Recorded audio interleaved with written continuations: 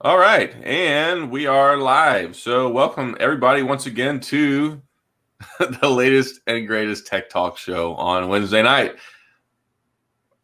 And here with me is my lovely co-host, English Dan Reviews.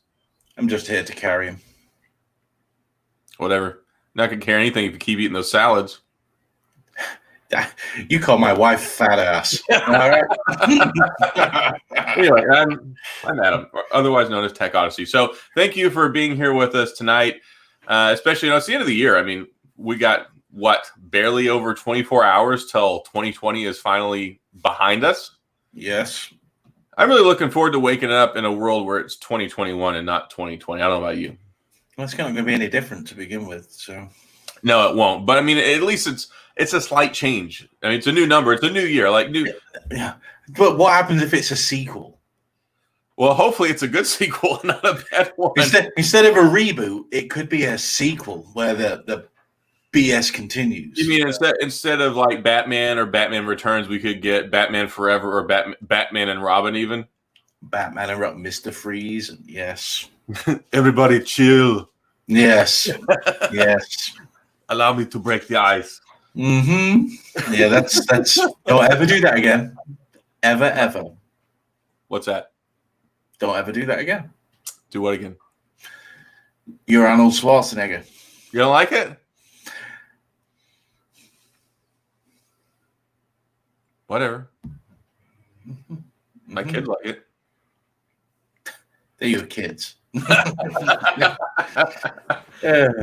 goodness. I got a good Mickey Mouse impersonation too. I can believe that. Very much so. I've heard it before anyway. So yeah, I've heard it. It's not too shabby. A lot of people are like, wow, you sound just like Mickey Mouse. Yeah, it's like, wow, it's kind of feminine. Yeah. Oh boy. Yeah, see? So tonight we're going to talk about a couple different things. One of them I do want to talk about, like the Snapdragon 888. I wonder if people are going to call it the 888 or call it the 888 or what in the world they're going to call it. I'll call it the 888. And then, Xiaomi, announced their new Mi 11 the other day. $600? What? I know. Xiaomi is making such good stuff. Like Samsung has got to get on top of their A game when it comes to their pricing because these phones are like 95% identical and they're like $400 cheaper. So, yep, I agree. Very much. Like I ever since I've started, testing these phones out, and last year I bought the Mi 9T personally out of my own money, and I loved it. Like I thought it was like my first Xiaomi phone I ever got, and like, man, this thing is good. And years ago I had heard about like the Mi Mix and a couple other Xiaomi phones that really were good devices. I had the Mi Mix 2S for a while. I had it off Joe. That was a good one. The Mi Mix 2 was really good. It was real nice with the ceramic back and everything. It was a real high quality device. The only problem with Xiaomi is the software. But the software's gotten better. Like I hated the software. It hasn't changed a lot, but the thing is a lot of the phones now actually have the horsepower and the resources to run it. So they do. It's still though. It's like a love child between TouchWiz and iOS. It is, yeah. It's like we're not going to copy Samsung and we're not going to copy Apple. We're just going to blend them both together and see if you like it. And in China and that, they like that kind of thing, the bright, blocky. I know. We got away from that. Kind of sickly looking stuff. I think that's why LG does it over in Korea, because it's a big thing over there still. Whereas over here, people don't like it as much, let's say. Well, we got away from that. I mean, because that's what TouchWiz used to look like, kind of. And I really hated TouchWiz. Like, I refused. Yeah. I hated it so much. But we do have a couple people in here. I don't know how that's pronounced. Jeannie. But hello, Staples. Welcome, Phillinden Cast, DSO Thorn. Thanks for being here tonight. So, yeah, I like what Xiaomi's been doing the last couple of years, especially like last year and this year with like the Mi 9, the Mi 10 series, and now the Mi 11. Like they've been really impressive. And of course, the Redmi counterparts over in India, because essentially, I mean, it's the same phone. It's just Redmi instead of Xiaomi. I'm really hoping to get my hands on one of the Mi 11s. It probably won't happen anytime soon. If it does, not all of the they were able to send me the Mi 10T Pro 5G, which I absolutely love that phone. and I tried to get like the Mi 10 Ultra, but I couldn't get my hands on one of those. And they don't have any Mi 11s that they can send me yet, but we'll see. I gave them my name. I'm like, look, I really want to test this out. So hopefully I can get my hands on one sometime, and maybe like the next month. But of course, what's going to be more locally available here, which I mean, it's not going to get sent to me anyway, is the Samsung Galaxy S21 series devices. I'll have one of those. I'll probably grab an Ultra. Yeah, I'll probably get the Ultra as well. The situation I find myself in right now, though, is because I've got so many phones right now, and I've been using my Z Flip 5G again, which I love that phone. But my Note is just kind of collecting dust and taking up space. So, like, I don't even know if they'll allow me to trade that in at this point. I think I can. Huh? You get $700 for it. Like, I'll get 700, and then whatever. Like, are they going to give us like the Galaxy Buds Pro? No, you get $700, and then if you pre-order now, you get extra 60. Yeah, I get that. But usually they'll give you credit, like so you can buy some of their stuff. Yeah, which they've not advertised it, but they've not released the phone yet. They've not even. Yeah, I mean, a pre-order for a device that technically doesn't exist. So they kind of did that with the Z Flip 5G though, and they also and the Note, and they did that with the Tab S7 Plus. Like, it was forever after that thing. It's like, oh, pre-order is available, or like sign up for information and do your reservation now, even though it's not available yet. And like, we'll get it to you in 2 months. I really hate how far behind, the tablet lags behind the phones here in the US, because it's almost simultaneously available in the UK and over in Europe, but it takes so much longer for us to get it. And I don't really understand why they do that. Because they're not a big seller over here like they are abroad. You've been right. I don't know who this is, but I like him. Come on now. Come on. I like Jerry. Jerry was right. I don't know who he was talking to. He's probably talking to me because I put videos out all the time.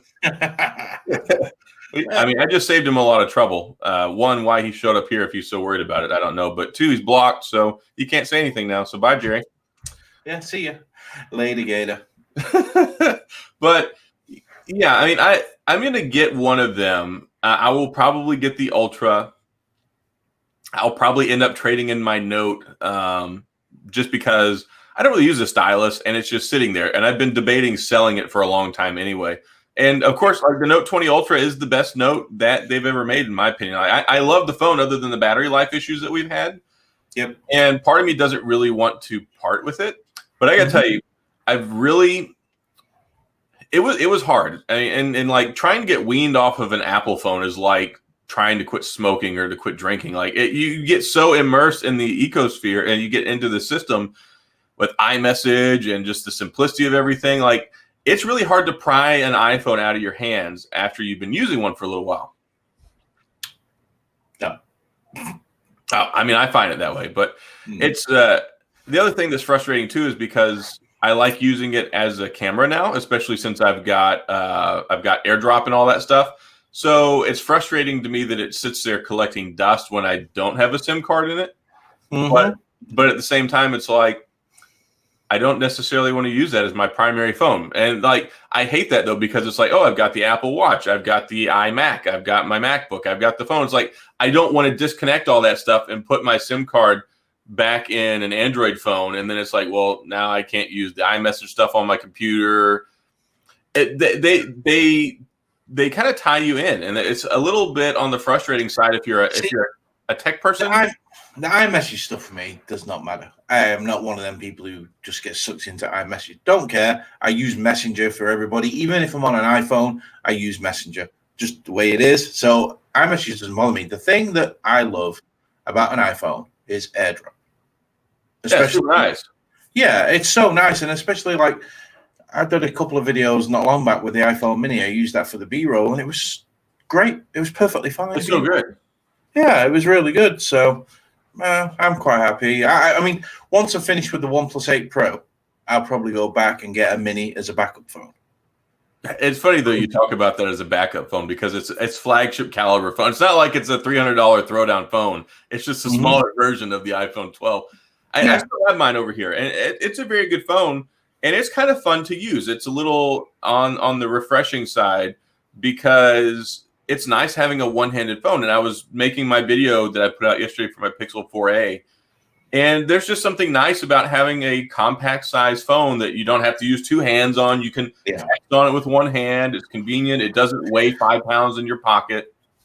And iOS is also, for me, is suited to the smaller screen instead of the bigger screen. It's not a waste of real estate. Everything just fits better. I don't really like them. Heavy. Like the Pro and the Pro Max are like a freaking ton of bricks with the screen.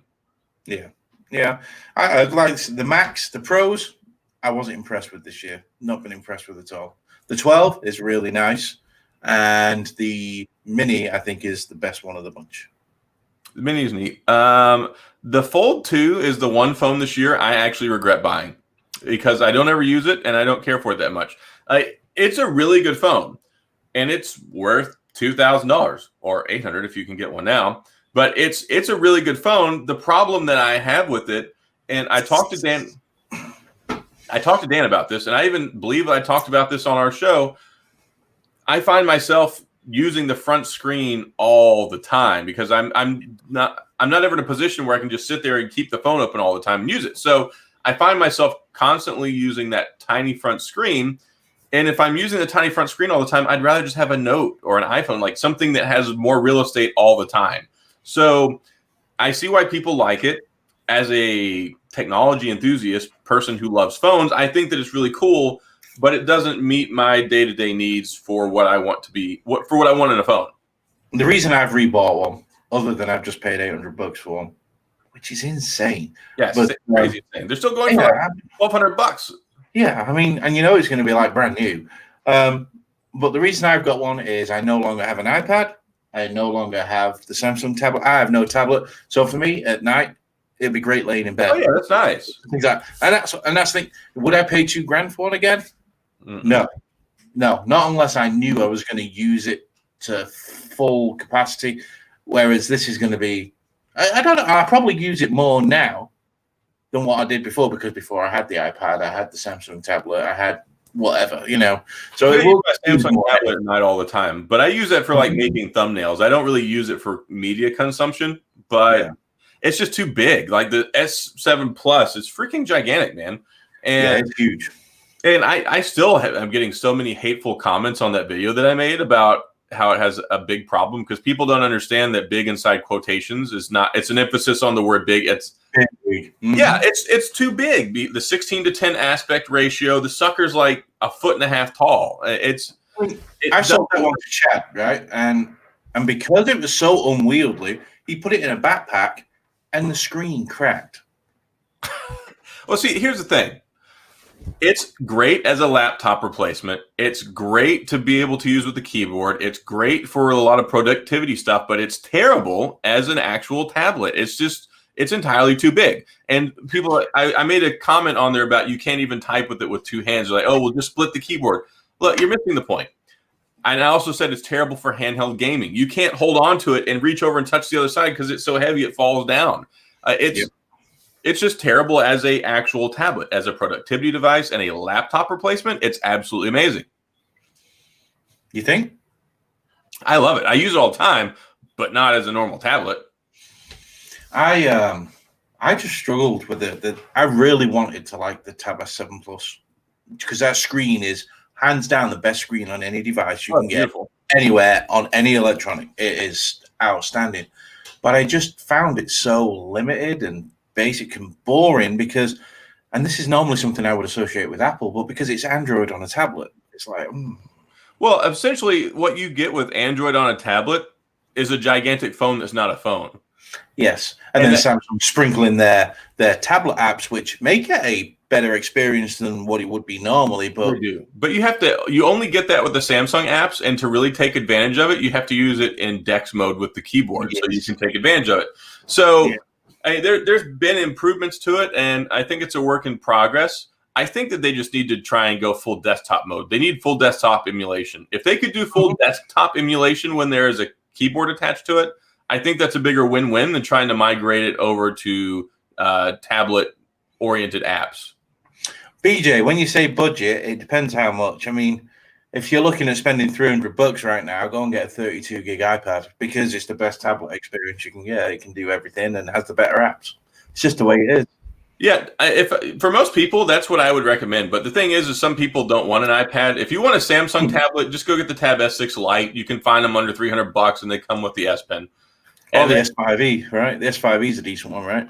Yeah, but it's a bit dated now. I mean, it's 2 years old now. It's going to stop getting updates and stuff, and it's just not that great. I wouldn't really recommend buying that at this point, but the Tab S6 Lite is very good, and I believe it falls under the 3-year product support cycle as well. Oh, it does? I thought that was I think it does, but I've been I made quite a few videos on it. I do like it. I mean, I picked up another one for $219 like during the Black Friday stuff, but I've been seeing them still under $300, and under $300 with that functional S Pen that it has, I think is a really good deal. Yeah. Well, I agree. They are good for that, but if you want a pure tablet experience, unfortunately, the iPad's the only way to go. Well, and you know that the what is it? The 10th gen iPad, 10.2 inch now. What does it have? The A12 Bionic in it, which is seriously impressive. It's amazing to me that it's basically the same processor in the iPhone 10 or the iPhone 10s. iPhone 10s.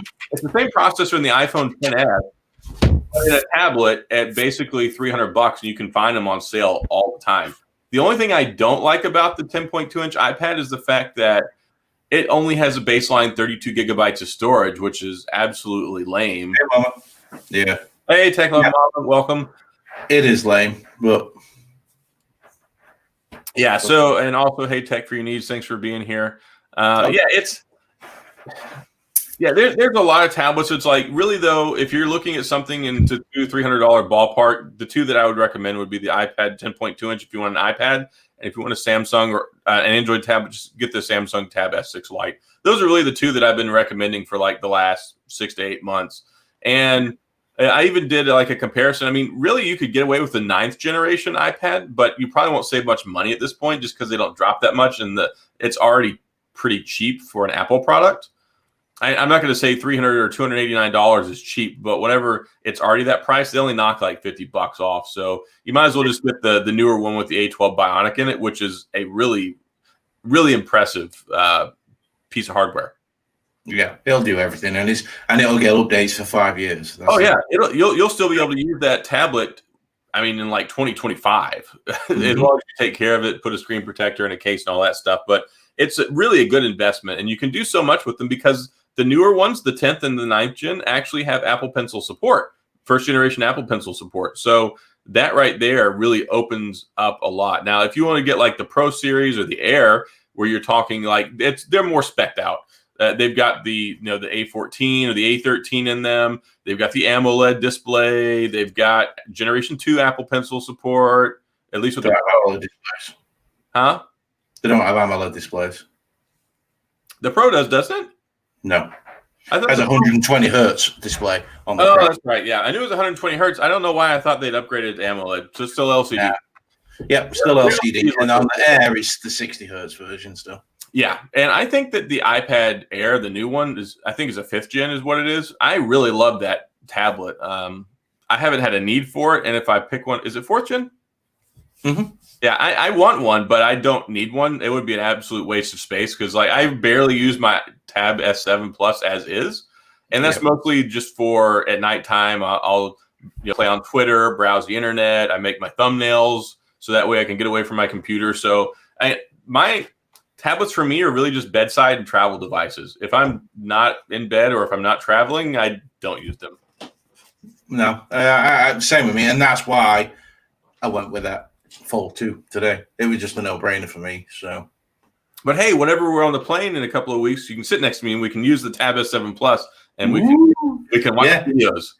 And it'll fit right the way across 2 seats because it's that wide. Surface Go 2 has been killing me this year. Yeah, I'm not really impressed with the Surface Go's. Like, I get the demographic that they're targeting for, but that garbage processor they put in them is what limits them. That person likes it, Adam. Not killing, as in killing it for me. Killing it. Well, I'm trying to get your Surface Pro, but your Surface Go 2. But I like what they do. Like, they have the best like form factor. They've got Windows going for them and all that stuff. I think they charge too much money for the hardware that's in them. Like at this point in 2020, going into 2021, we shouldn't be getting Surface products with an M3 processor in them. It's just 4 gig of RAM on a Windows machine. Yeah, it's terrible.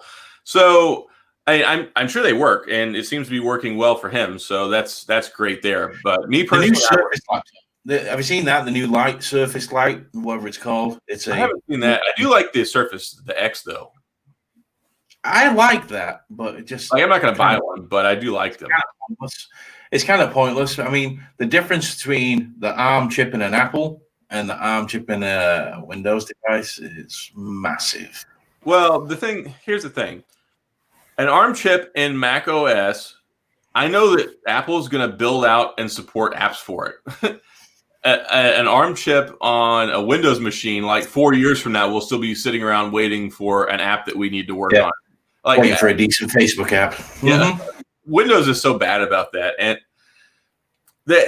that's the thing. Like, anytime that Apple puts something out, it's usually pretty functional and fleshed out already. It's not like they don't put the cart before the horse. Like, they put the cart behind the horse so that way you can use it whenever it's there. So it may take them a little bit longer in most cases to get to the starting line, but when they do, you're good. Mm-hmm. Like, there's been very, very few complaints that I've seen about the new M1 chip, and that's just been like some off-the-wall apps that stability through Rosetta 2 usually. Now, am I reading this right? So JT here says his Surface Pro Go, or whatever it is, Surface Go, is a Core M3 with 8 gig of RAM, LTE, and a keyboard, and it cost $1,000. That's a lot. Like the LTE, the 8 gigabytes of RAM, I mean, that's fine, but an M3 for $1,000, that's really hard to stomach for me. JT, I reviewed the M1 MacBook Air a couple of weeks ago. The M1, anything that's got the M1 in right now is amazing. Absolutely love it. It's so good, so fast. I use the M1 Mac Mini on this behind me, and for editing and all that, no problem. It'll even play Fortnite. Believe it or not, I don't know whether you tried it. I haven't tried. I haven't done any gaming on mine, but I tell you what, I finally, because I bought this Mac Mini like 2.5 weeks ago, and it sat here for like 12 days before I even actually messed with it because I've been so busy. Yeah, I've made my last 7 or 8 videos on this thing, and it is a game changer, man. It makes me like I have used my MacBook Pro once in like the last week, and I spent $2,400 on this thing back in like May, and this thing, I mean, on par. And I've got 8 gigabytes of RAM, just a 256 gigabyte storage model. I paid $600 something bucks for it. And I was fortunate I had like $80 in like Apple Cash, and I got like 10% off. So I only paid like $620 for this thing out the door. Utterly insane what you get for the performance and value to price point on this thing.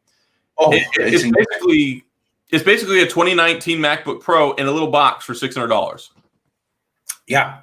I was so lucky when I sold my MacBook Pro. So lucky that I decided I took the chance on it. I was just, don't know why, I just had a feeling. So I was so lucky to get out of that. But just going back to JT, so yes, it's $1,000 for that setup. Why wouldn't you go with a regular Surface Pro? Yeah, because I mean, maybe it's because of the LTE. I mean, not all Surface Pros have the LTE in it, and the Surface Go is really designed kind of around that. I just have a hard time stomaching that Core M3. The Core M3 to me is like about as exciting as a 2010 Celeron chip.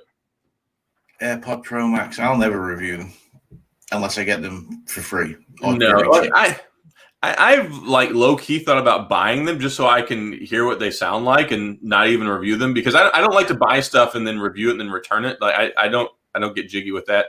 But when it comes to like, I am curious about them.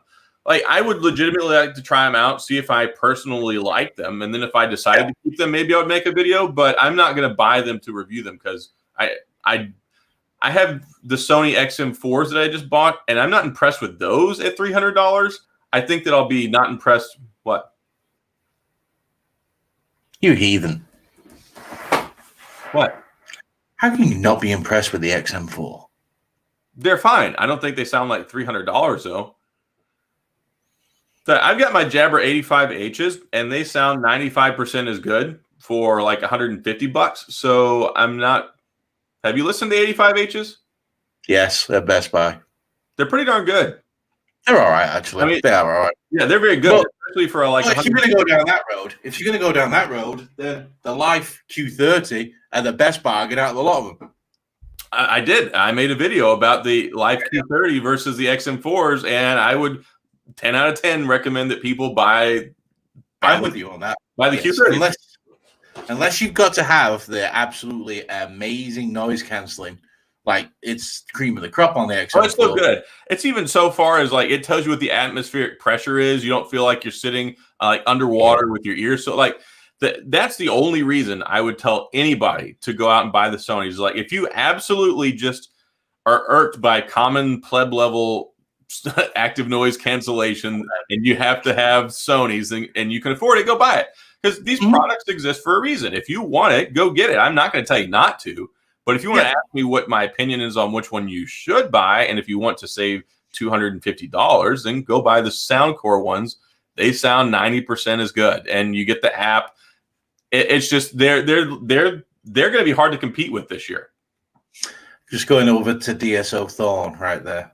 It's funny you say that because I did a review of the M1 Mac Mini, and I said exactly the same. Apple have basically, right now, they've gone from being an overpriced computer manufacturer selling stuff on their brand to actually having the best value desktop it's amazing. Experience.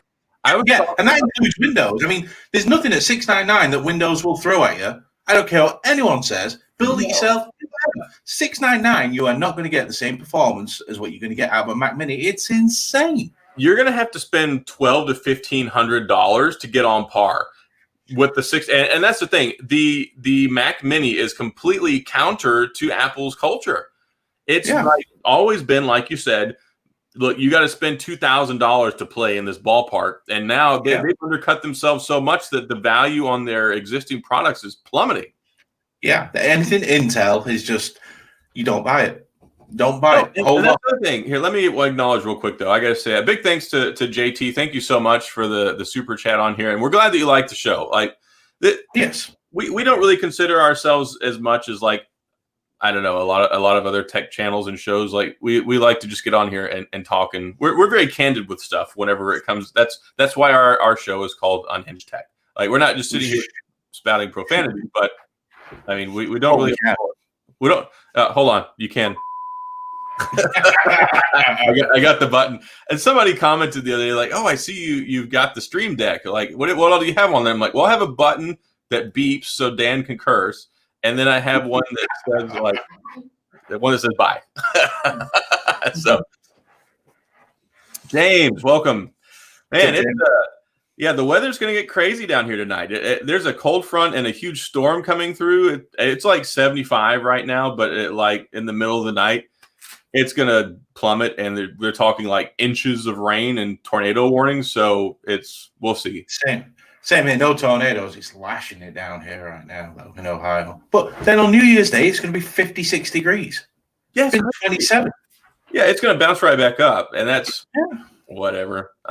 Here, we'll address this real quick, and we haven't even really talked about the Samsung yet, but we'll address this because this is an important topic at the end of the year. So. All right, we'll do this on three. I'll say what my phone of the year is, and you can say what your phone of the year is. But I'm like 98% sure I know what it is. I'm so stuck. No, I own the two phones that I would say are the phones of the year. See, my problem with this conversation is there's not really a one size fits all. I think it should be in categories because, like, if you're talking ultra premium, I mean, I think you and I can both agree the Fold. Yeah, absolutely amazing. And if you talk about budget, absolutely the Pixel 4a. 4a. Yep. Like these two phones, without question, I think 90% of the tech community has said, if you're going to go big, get the Fold 2. If you're going to go low, get the Pixel. Right. But then when you talk about like the $600 to $1,000 range, there's a couple, and I know that I'm not going to speak for you. Here, we'll go ahead and do this. Okay, on three. I'm stuck with two. That's my problem. I have two that cost anywhere from between $500 and $700, but I have two. I can't separate them. Okay. Well, Mine is the OnePlus 8T. Okay, bang. That's one of them. And I know your other one is the Samsung Galaxy S20 FE. FE. And then if you're looking at $500, this Pixel 4a 5G is insane. Yeah. Hey, Digital Slang, thanks for stopping by. And thank you very much, Luca, for the super chat. I appreciate it. Thanks, Luca. Yeah, thank you so much. We appreciate you always being here when we have the show. Yeah, so both of those phones are good. And I got to tell you, one that really snuck under my radar for this year that I have fallen in love with, and I have a hard time lumping in that $600 category, even though that's what it costs, is a Samsung A71 5G. I absolutely love this phone, and I ended up picking mine up because Samsung, their phones don't retain their value like with a boat with holes in it holding water. Mm-hmm. Like, they're just terrible. It's like, hey, we made this new phone. You see the price tag? Throw it in the toilet. Yeah. Yeah, absolutely. Hey, don't like it? Come back tomorrow. It'll be cheaper. So that phone, if you're gonna do what you say you're gonna do with the G8, because obviously I think it'll be back with you tomorrow. The 71 you're going to forget about, let me tell you. Yeah, well, I'm going to turn around and probably sell the 71 here. I don't have a need for it. Like, I wanted to test it out. I wanted to play with it. I've been so saturated with devices here lately, I haven't really been able to dedicate the time to it. But here's the thing. All the other phones that you and I both have with the Snapdragon, 765G in it, talk about the Velvet, which I love, the Pixel 5, the TCL 10 5G UW, and now I've got like 5 phones with the Snapdragon 765G in it. So I did get a fantastic deal on it because I traded in my Pixel 3a XL, which has been sitting around collecting dust for like 10 months, and I got it for $170. So if you're looking, and they had a deal the other day where you could trade in any phone. Like I could have traded in a defunct BlackBerry 10 device and got like $100. So they're, how they like to do their trade in any phone deal. So it's been really impressive. Like, the Super AMOLED in it is amazing. It's got the same under the screen fingerprint sensor. I mean, it's got one downward firing speaker, but it's got like a 6.7 inch screen, 1080p plus. It's just a really nice phone. It's like, there are a lot of phones that these brands are coming out with now that they're having to try so hard to compete in the lower price points that they're going to do serious damage to their flagships because they're giving such good phones at cheap prices now. Let's just go back to phone of the year as well. If you're talking budget phone as well, and when I say budget, I mean dirt cheap. I do not know how Poco have released that M3 for $150. So I just made another video like yesterday, day before yesterday. And they pushed out 2 or 3 software updates since it's come out to optimize the speed and performance. And this last one was a real ring. Yeah, it really has. The first one, I made a video about the update, and I'm like, well, it kind of helped out a little bit. Like, you can see it here and there. But this last one made it feel almost like a new phone. Like, it actually feels like it's got a Snapdragon 662 in it now. And they've really optimized it a lot better. Even the camera looks a little better. Yeah, it's that device there. If anyone wants to spend under $200 on a phone, just go and buy it. There's nothing else comparable whatsoever at that money. It's such a. I do not understand how they can make that phone, R&D, ship it, package it, everything that goes into making a phone, and still make a profit. Yeah, how do you make a profit of that? It's insane, especially now that they've got their separate. I mean, they're independent now. Poco is its own standalone company. It's not like it's like they can't fall back on Oppo. Yeah. So, not Oppo, Xiaomi. Yeah. This is a funny question. So, what's your favorite phone, and why is it the BlackBerry Key 2? Mm-hmm. So it's the Key 2 LE is my favorite BlackBerry Android device that's out right now. But I use both of them kind of interchangeably. I've got them both sitting around. My favorite phone right now, and I made a video about this the other day, is the Z Flip 5G. I totally love that phone. Yeah, I love my Razr. Mm-hmm.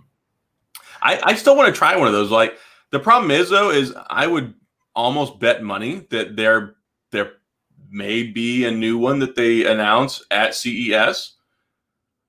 Like, I would think that there's a good chance because, like, this one was just a tech refresh. It was not a new model. There's a reason. Yeah. There was the Razr as well. Has that been out a year now? The second one? The second one, no. The second one came out in August. Oh, was that? Oh, well, I don't know. I mean, the Razr was great, but top speaker. It's the same thing as the Z Flip 5G, though. It's just a tech refresh. It's the same phone. They just put an 865 Plus instead of an 855 in it. So, I don't know. A couple things here. Built better, though, than the original Razr. Yeah, I mean, it's got a better processor. It's got a better camera. I mean, there's a lot of stuff. I mean, it's got better, not much plastic on it. It is actually. I was really impressed with the build quality. Very. But let me see. Gave the Surface Duo a shot. Yeah, I got it as well, and I ended up returning it. I had to do an exchange on one because the first one I had, like, the screen panel started bending, and also it was having a lot of software problems. Here's the thing with that phone. I'm looking forward to the next one because hopefully hopefully there will be a next one. I'd imagine that there will be because they put a considerable amount of time and effort into this one. So it seems like they want to enter that space and stay there. I'd be very surprised if this was a one-off. But last year they announced it around November time, and we're already on the cusp of CES. So I'm wondering if we'll see a new one at CES because the last one got announced over a year ago. Yeah, I wouldn't be shocked. I really wouldn't. DSO Thorn. I think people are overly dramatic when it comes to LG software. It's far better now than it's ever been. Way better. And the thing is when you have the LG phones, it's like LG phone exists, and then it's like one of those triggered memes where somebody's like, "Oh, it's LG, therefore it sucks." And the LG Velvet, fantastic phone. One of the best phones LG's made in a while. And the LG V60, absolutely love the V60. Such a good phone. So much power and performance for the value. And it's funny, though. If you look back when that phone came out, there were major people calling it a mid-tier phone and then completely giving passes on all these other phones that subsequently came out with 1080p resolutions. It's like, you guys need to get your priorities straight. Like, if you don't like the phone, just say, look, I don't care for LG, but the phone is okay. Like, give it a fair shake. Yeah. You don't have to put negative connotations on it just because it's not a Samsung or an Apple phone. I agree. That annoyed me with the V60. The amount of people who said, "Oh, look, they've released this mid-range device." Yeah. Shut up.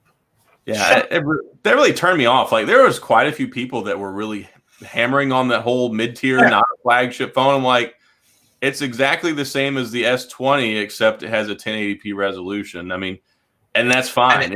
And it was $300 cheaper. Oh, and it didn't have a 90 hertz refresh rate. And like, it's okay though, because everybody's been singing the praises of Apple, and all of their phones still has a 60. So are all the Apple phones, are they mid-tier phones, Dan? Gotta be. Yeah, I mean, it doesn't have an enhanced refresh rate, so therefore it must be a mid-tier phone. Yeah, it's gotta be. Yeah. Oh, thank you very much, Lee Monson. Dude, I am really looking forward to the new BlackBerry that's coming out in 2021. I'm really, really looking forward to it. And thank you so much for the super chat. This is huge. I appreciate it. And thanks for being here with us tonight. Here, let me answer this one real quick. My favorite BlackBerry. So I'm torn. Like, I typically say my favorite is the Classic, but my absolute favorite is my Porsche P9983, which is based on the Q10, just because it's such an amazing phone. So, like, mainstream devices, though, the Classic is my favorite. And I've been saying that I really hope that we see, like, a kind of a blend between the Classic and the Passport for this new BlackBerry. Like, the Classic is too small by today's standards, but the Passport, I think, is a little bit too wide for a lot of people's taste. But the Key 2 and the Key 2 LE are really like, they're very tall. So I think if they took like a half an inch off the screen, but made it a little bit wider, with like the rounded edges on the bottom, like the Classic, like, and left a tool belt on it, I think that'd be a winner. Yeah, I agree. Retethered, thanks for being here tonight. Got a G7. Hey, G7, that is a fantastic phone. I mean, it has a Snapdragon 845 in it. And I mean, it got Android 10 as far as I know. And I had two of them. I thought they were very good. I actually said the G7 was my phone of the year for 2018. And then 2019 was the Pixel 4 XL. So, but the G7, very good. And I absolutely love the G8. The G8 was a very, very good phone. And it was funny, yet another iteration of an LG phone where everybody hated on it for the hand ID and like the biometric stuff. But then they turn around and then Pixel does the same thing with Soli and gets praised all up and down the wall for it. And it's like, there's such double standards when it comes to LG, and LG innovates on the cheap. Like they do a lot of good stuff, and it may not always stick, but the thing is, they put it out there, and you may end up seeing it in somebody else's phone within a year, and then somebody else will get credit for it. Whereas beforehand, it's like, oh, LG, forget those guys, they suck. And the thing is nowadays is, all right, the LG skin may not be great, but just go and throw a custom launcher on it. Yeah, that's all you can do whatever you want with them nowadays. It doesn't have to look like an LG phone anymore. You can. My last LG, the Velvet, looked like a Pixel. You wouldn't have known the difference. And it had the built-in Google Assistant button, which I absolutely love.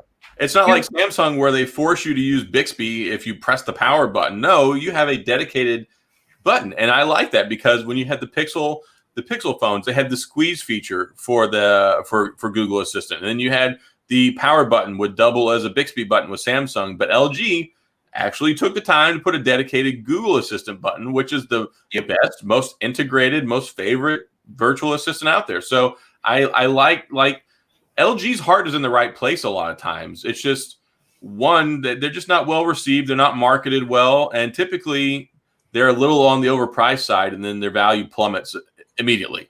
Let's see what people react or how they react to the LG Rainbow. Because they're all raving about the Oppo phone. Oh, they are. And the LG Rainbow is the same thing. So it'll be interesting. I am. And I'm super excited about CES. I'm a little worried, but I'm also excited because having been to CES personally, just being able to walk around the floor space, to go look at all this stuff, to talk to people, to see everything up close and personal, that's one thing. But when you talk about it all online, like how are we all going to shuffle in? How am I going to be able to talk to a PR rep if there's 1,000 other people trying to talk to somebody? Like, I mean, if anyone's going to do it right, it's going to be CES, and I'm sure that it'll be the best. But at the same point in time, it will not be a substitute for real life. And I made so many connections this year when I went. I just walked right up and talked to people, and they have all the PR reps there. They've got little booths. They've got little tables. You walk right up, you grab a card, you instantly get their contact information. You give them your card. They show you the products. It's so nice. And, even we did that winter, whatever one it was, the PepCom one. Yeah. And it was okay. It wasn't exciting by any stretch of the imagination, but there's going to be a lot more. There's going to be a lot more. And there's going to be a lot of people there because CES was a lot more inclusive before. And I love you, Scott. No, whatever. That's a dummy. You leave Scott alone. All right. Hey, Scott and I are friends, okay? I don't want to hear it. Okay. I don't want to hear it. You're horrible, Scott. And I'm just going to say it right now that when we're in Vegas, I'm going to have something done to you in Scott's name. Okay? Okay. I got you, Scott. Don't you worry. Scott should join us. I said that. I wish he was coming. I really do. Hey, if he wants to come out there, I'll buy him a ticket. There you go. Oh, Scotty. And you can stay in my room. There you go. You can stay with Dan if you want to go to Vegas with us. If you get away from the house, I will buy you a plane ticket, Scott. I can say that now because I have a job again. Mm-hmm. Which it was funny yesterday. I had people talking. I had announced yesterday that I'm going to be keeping my job. So I've been saying for the last 2 months that I was planning on starting doing YouTube full time on January 1st. That was my plan. As of today at noon, I was supposed to not have a job anymore, and they didn't have funding, and I wasn't being fired. They just couldn't afford to keep me on board. So at the end of November, a week beforehand, they'd been telling me, "No, you're good." And then 6 days before my contract was supposed to be renewed, they're like, "Oh, by the way, you won't have a job in 6 days. So close out your cases." I'm like, "Okay, great." So 2 days before that, they are like, "Okay, we got you enough funding for 2 months, but you're not getting extended again. We don't have any more money. You will not have a job starting January 1st. So I'm like, "Okay, cool. Ramp up production and you'll keep doing all my YouTube stuff. And then January 1st, I'll just be a full-time YouTuber."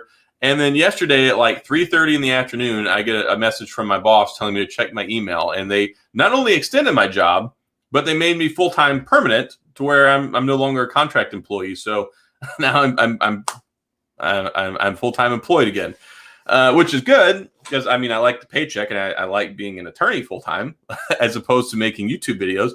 But I mean, I wouldn't care so much had I not gone to school for 16 years so that I could get to this point. But I kind of like to do the job that I went to school for. So, but someone's like, well, what are you going to do with your YouTube?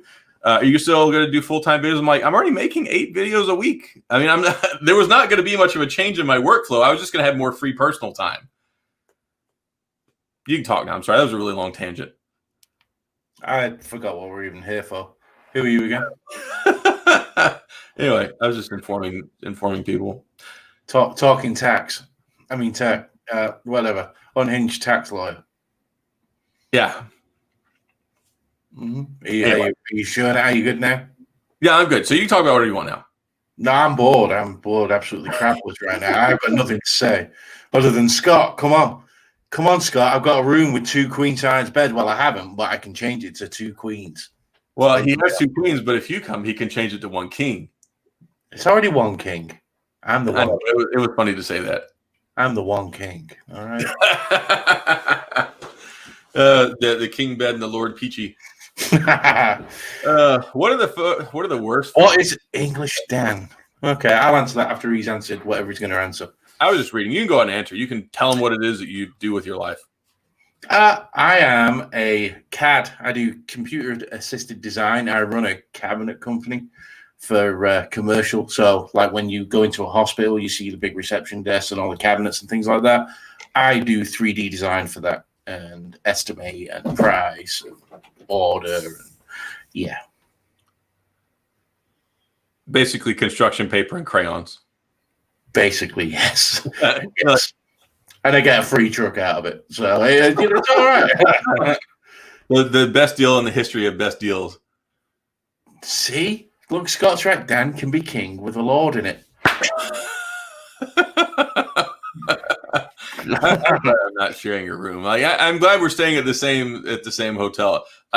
Retailer, it's January. It'll be the 21st to the 25th. So me and Dan and original Dobo Ken, we're all going to be out there. I think his other buddy's going to be out there doing drone stuff, but just a shameless plug for him. He original Dobo, great guy, and he got clearance from Las Vegas to film and shoot and fly his drones out over the Las Vegas Strip, which is huge. It's gonna be amazing. Yeah. So a funny story, because he had posted, he's like, all right, I got my room booked and I got my plane tickets, and I was like, okay, cool, when? Just because I was like, hey, I mean, maybe I'll go. I mean, whatever, it'll be fun. So he said the 21st to the 25th, and it was like December the 16th at the time. So if you tell me the 21st to the 25th, that means that month to me. So I just went ahead and booked the plane ticket. I'm like, hey, Ken, I got a ticket, and I'm going to come out there with y'all. He's like, oh, man, that's awesome. That's great. We should get Dan, too. And so we're talking over the next day, and it's like, oh, I meant January. I cancel all my stuff. Just jumping the gun too early. But, yeah, so January 21st to 25th, we'll be out there.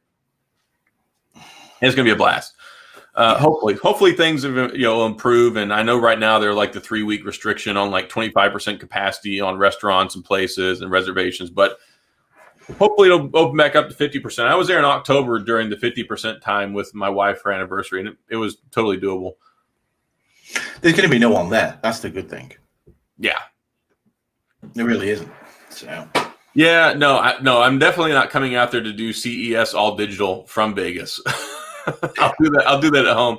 But that's the other thing too. It's like I was really looking forward to just having off for all of CES, and I'm still going to be off. But it's like I have to burn vacation time now, as opposed to. But I guess it's a small price to pay for like having a paycheck. Yeah. I'm going to have to take 3 days. Is it? We're leaving Thursday and coming back Monday. So and then CES. Oh yeah. That's I think that's Tuesday through Thursday or something. It starts on the 11th. Yeah. Yes, thank you very much. It was great news to hear about that. My wife is definitely relieved. She's like, I don't like having to pay bills. I'm like, well, okay, fine. Mm-hmm. Yeah, let's talk about the S21. We've got like 11 minutes left. So there's a couple things with the S21. It's going to have the Snapdragon 888 in it, which I'm really excited about. It's supposed to be really powerful. They are saying that the Exynos processor might actually be faster.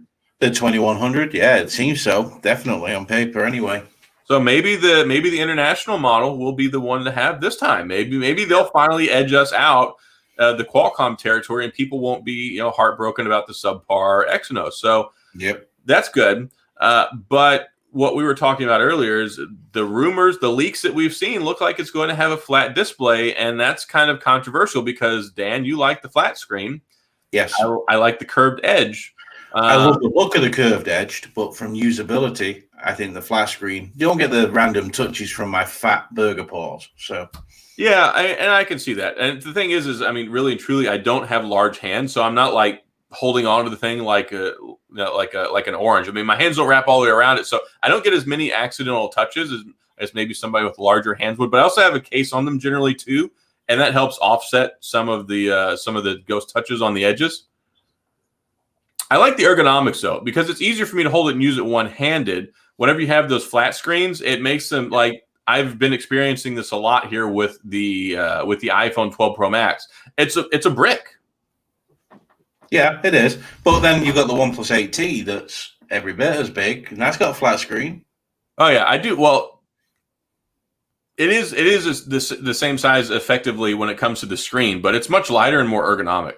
Like Yeah, the iPhone has a big it's basically like walls. It's big flat sides on them. So yeah. I don't know. I mixed feelings about it. I'm sure it's going to be good. I mean, I did have the Note 10 Lite, and the Note 10 Lite had a flat screen on it, and I enjoyed it. I mean, I don't dislike flat screens, but it's kind of been synonymous with the Samsung Galaxy phones for a long time. So it's curious if this is the way they're going with it, if they're going to go ahead and abandon that, and also the implications that it might have for the Note, because the Note for a long time has also had curved edge display on it as well. And I think the general consensus is that the Note might be going away after the Note 21, because of course we do know that the S21 and also the Fold 3 are going to have S Pen support. And I was saying this the other day.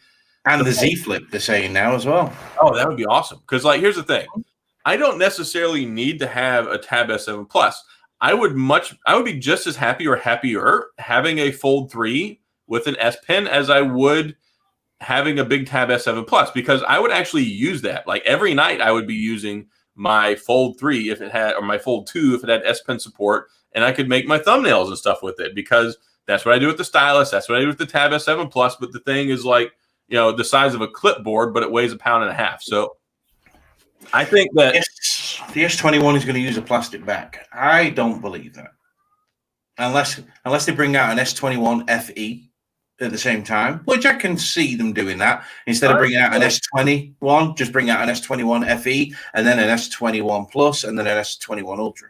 Like if the Ultra, I don't think will have a plastic back, but it wouldn't surprise me if the 21 and the 21 Plus did. Like I wouldn't be surprised at all if they did that, especially because they did that with the Note 20. The Note 20, and they did that with the S20 FE. So like I feel like they're kind of experimenting with that, trying to kind of get people used to the idea of like the lesser series devices having a plastic back.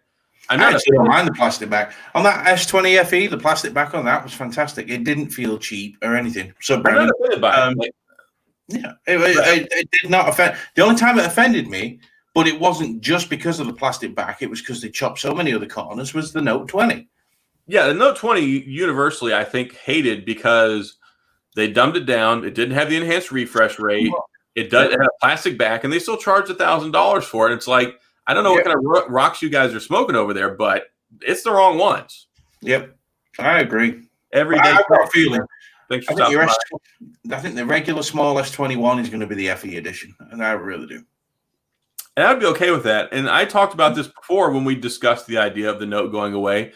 I would be perfectly happy with them combining it with the S line and just calling the Ultra like the S20 Ultra, like have a Note edition where the stylus goes inside of it. Effectively, that's the same thing as a Note.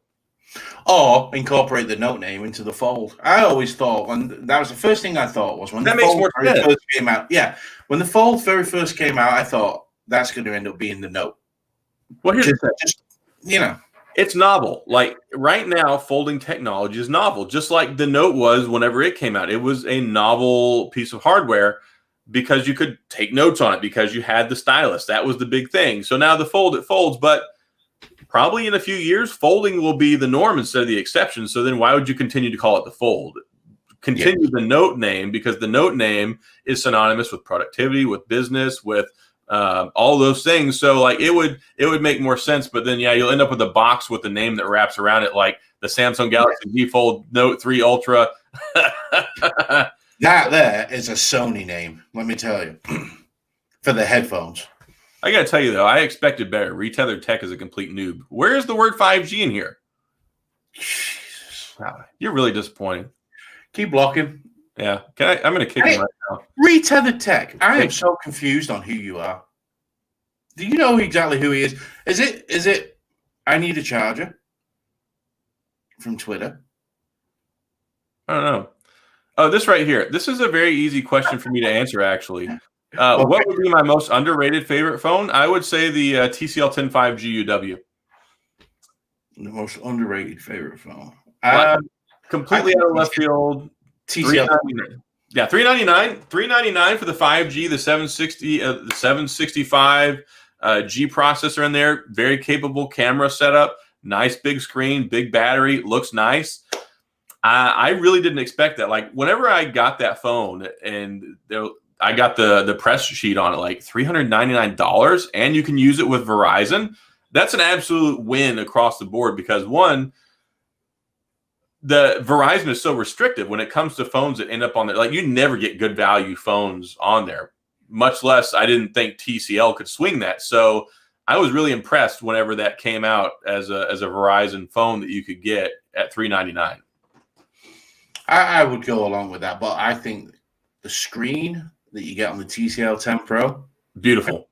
Yeah, I really like the TCL 10 Pro. That was the only letdown too. Like I did feel like the LCD panel and the 10G5 UW, 10 5G UW was not as like TCL and their whole strategy with these phones is to kind of build and play off of the superiority of their displays. So I kind of expected an AMOLED or even a better quality LCD. Like it's kind of dull and the brightness is not that great, but the overall performance on the phone, everything else about the phone is enough to overshadow that for me at the $399 price point. For me, it's no better than the display on the Poco phone. Yeah, which is not great. No, and if you're a Poco, like, I expect that. It's a Poco phone.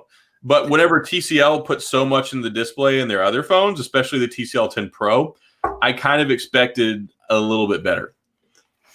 Yeah, the V60 was underrated and the Velvet was underrated, but I personally didn't underrate it. And I know a lot of people who liked them. So that's why I don't say it's the most underrated phone of the year. And I also didn't underrate it. I stood on the mountaintop and said the V60 and the Velvet are good phones. So maybe within the tech community or the market, maybe they might be underrated by people just because they weren't given a good chance or a fair shake. But both Dan and I definitely did not underrate those phones.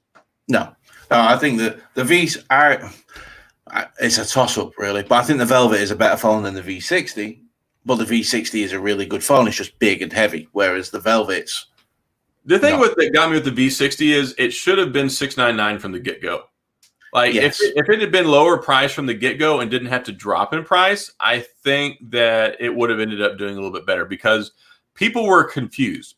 At the beginning of the year, we were kind of leading off with the S20 and the higher refresh rate and all that good stuff. So I think people kind of expected LG to toe the line in that department, and it didn't. So they didn't have a better name for it than calling it a mid-tier. But then all these other phones came out that are, one, clearly mid-tier, and two, other ones that have flagship specs in them but also had 1080p displays that people were not calling mid-tier. So it just came out at a really awkward time of the year where people just hadn't caught on to the idea that you can have a flagship phone that doesn't have a Quad HD Plus display. So, or an enhanced refresh rate. When really it's not the norm yet. Now, 2021, it better have whatever, any flagship that comes out in 2021 better have at least a 90 hertz refresh rate in it. I feel like you kind of have to at this point. That is a great question by Kyle. Thanks for the super chat as well. Thank you so much. I don't think it's a mistake because I think they're catering to a rather noisy crowd that are missing that extra premium version of the Pixel. So, it's not going to be anyway, and it'll be $899 at least, or even $999. I really wouldn't be shocked if it was $1,000. So there's going to be that distinction between a real flagship Pixel and the Pixel 5. So I don't think. Yeah, that raises some serious questions. And thanks a lot, Kyle, for the super chat. We really appreciate that. I need to make some soundboard things on here so I can be like, when people give donations, I have the bell. I have a doorbell. That's it. So you get the doorbell for your $10.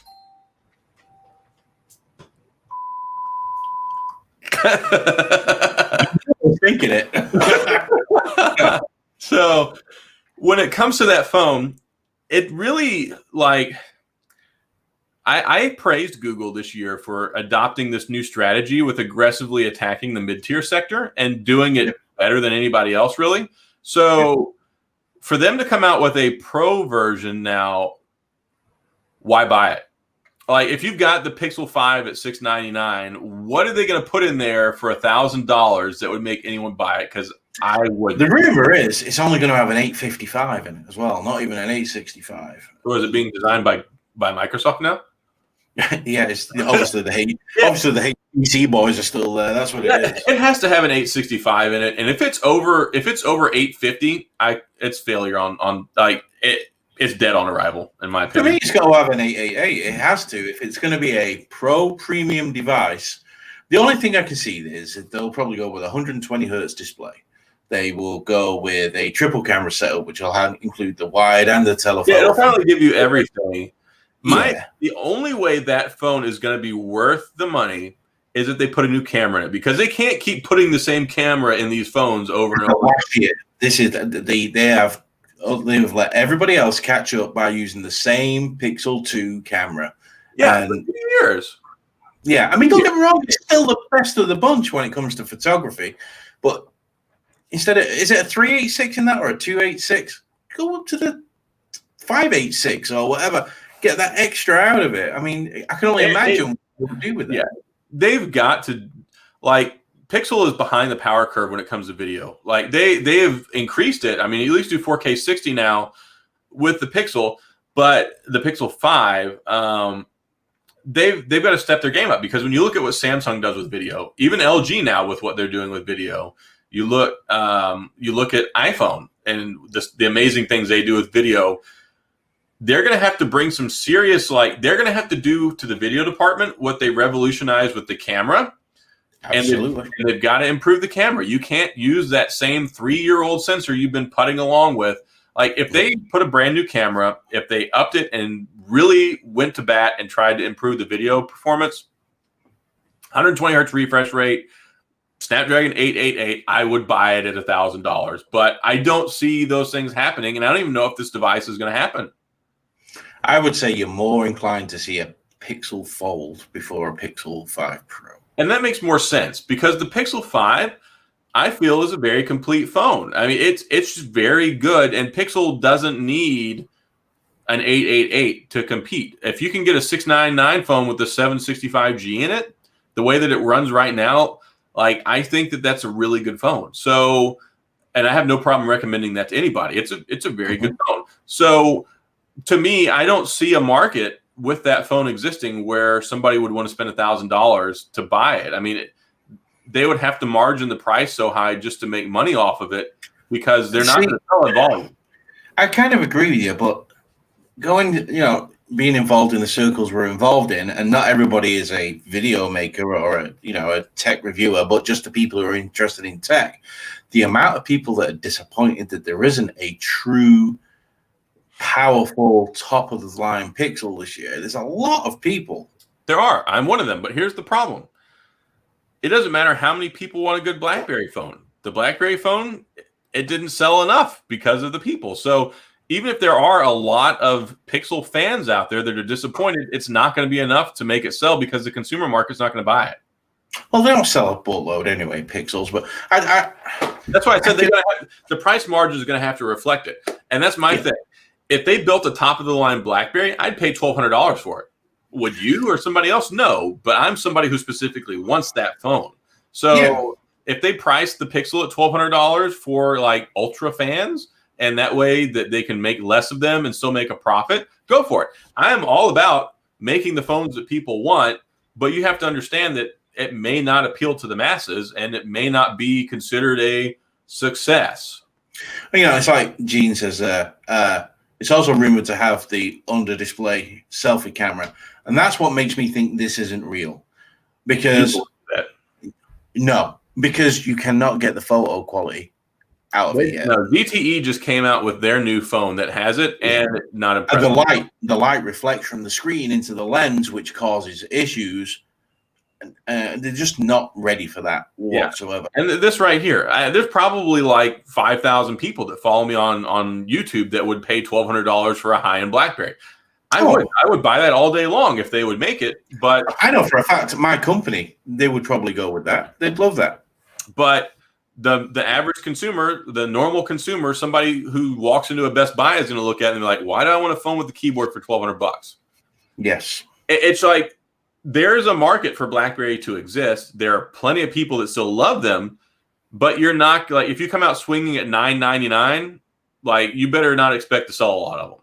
Like, you'll probably sell 1 million, maybe 2 million, but you're not going to sell enough to where like you're going to be able to do it cheaply, because they're not going to be able to. They just don't command that type of presence in the market. But clearly, 2020. And 2021 is going to be a huge year for novel form factors. Like, we already saw what we got in 2020, the Z Flip 5G, the Z Flip, the Z Fold. We got the Motorola. We've got the TCL like scroll looking phone that they're talking about. Like, what is that? That's the supposedly rumored new Motorola Edge, and it's got all 4 edges are curved. That sounds like a recipe for dropping. Didn't Huawei do that at one time a couple of years ago? But all 4. That's the thing. People have been so wrapped around the axle that phones need to be cookie cutter for so long, because that's what the market told us that we needed to have. But now people are not buying them. They're saturated. They want something fun. They want something new. They want something unique. They want a reason to like have a fun phone experience again. So that's why you're seeing things like the Fold, the Flip, the Motorola Razr, the BlackBerry coming back. Mm-hmm. So the Wing. So I think 2021. Yeah, it's funny, we got away from this. You remember, like at the turn of 2010, there were a lot of different phones making different types of devices, and then it all got narrowed down. They're like, everybody wants an iPhone, so we're all going to make phones that look like iPhones. Yep. And then it's like, well, now we can't compete with them because we're not iPhone. So now we need HTC's fault. It is, yeah. HTC totally caved, and look where they're at. They're gone. But I mean, they came out with whatever that phone was a couple months ago. No, so when phones all going that way, HTC were the first one to do the unibody aluminum phone with the M7. Yeah, and then Apple joined the brigade after that. The M7, the M8 were great phones, though. The M7, I love the M7. Still my favorite Android phone ever. I love the Moto X 2014. That was a good one too. And I love the Moto X is really good. Yeah, so that's where we're headed now, though. I think that brands are trying to reestablish their identities with more unique phones that make people want them, because it's like, that's the whole thing. If you can't do it better than somebody else, then why would somebody want you? So at the end of the day, the way I look at it now is, in 2021, how many people do you see like this? Nobody talks on the phone anymore. It's not a phone anymore. A phone is a convenience factor on this. It's not a phone anymore. It's a pocket computer in a way that has a phone strapped to it in case. It's a communication device. It's not. Yeah. You can't say it's a phone. It's a communication. Like the idea of communication has changed so much. And I remember my best friend, I would text him like back when texting was like new, and he was like, "Dude, just call me. I don't want to text." And now it's like, don't call me, just text me. Yeah, just text me. Yeah, we could be in the middle of texting. I could call and you won't answer the phone. So if my phone rings, my phone will ring and my eyes will roll in my head. It's like, why are you calling me? Stop calling me. Communication has changed, and that's what killed BlackBerry. Like, BlackBerry thought everybody wanted to text and email and do BBM, but they lost out greatly. Social media. They were too early. Social media is what killed BlackBerry, not iPhone. They were too early in that as well. Yeah, like had they widely adopted these social media platforms, other than just Facebook, if they had got Instagram and Pinterest and all these different other communication platforms, like they wanted to try and be like Apple, just use BBM, just use the texting, don't use these other services. And people are like, well, I can't talk to other people, so Bye. Like, I can't get Snapchat, bro. I can't get WhatsApp. I can't get Viber. So social media, like, communication changed. And that's where they lost out. And I've been wanting to make a video about that because everyone's like, oh, Apple killed BlackBerry. No, Apple did not kill BlackBerry. BlackBerry killed BlackBerry. Yeah, they did. And a lot of people know that, but a lot of people think it's because they wanted to try. They could have kept their phones the exact same way. The problem was that they did not open up the platform to where people could communicate on other channels. Absolutely. Gene, will there be a customable smartphone in 2021? No, because we've already had them with a... They failed. Yeah, very much so. Look at the LG G5. It was a modular smartphone. Just pants. You've had the Moto line. They do it with their clip-on backs, modular backs. Fail. No. Yeah. The problem is, the brands that have tried to do this just cannot... They can't command the user base. They can't get enough people on board to support it. The thing is, it's not a desktop computer. You can't start pulling. Manufacturers can't afford to make these modular because they have then got to. They already struggle with software over the phones they've got already. You imagine them trying to develop firmwares and things for. Oh, I'm going to change my camera on this one. Oh, I'm going to. Do you remember though? There was a company, and maybe Google, that was rumored to have the one with the modules where you could slide the camera in and out. Google. It was future proof because you should have just been able to pop different things on it. And I like that idea back in the day. It never really came to it now. Yeah, it would cost too much. It would cost a fortune, and it'd be so. Android's already fragmented. Why would you want to fragment it even more with everybody being able to do whatever they want with their own phone? Well, then you also lock yourself in because it's like you're stuck with that form factor because then you can't change it because then you can't interchange the parts.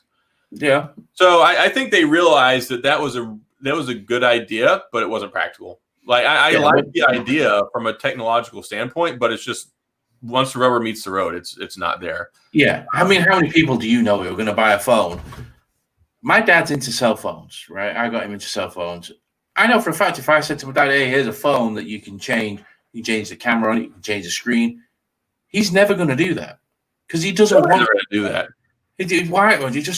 No one wants to mess around with that. Nobody wants to go spend the money on that stuff either. It's like they just want to buy it. They want to pay their one monthly payment. They're not going to be switching out the camera module in 2 years and keep using the same phone. And Android just doesn't hold up that well. I mean, they couldn't do that. And the other thing is all that stuff would have to be programmed for. So then you're talking about a monster of software issues that they're not going to be up to the task to handle. Yeah, no, never happened. So, yeah, modular phones are gone for a long, long time, I'm afraid. And we talked a lot tonight.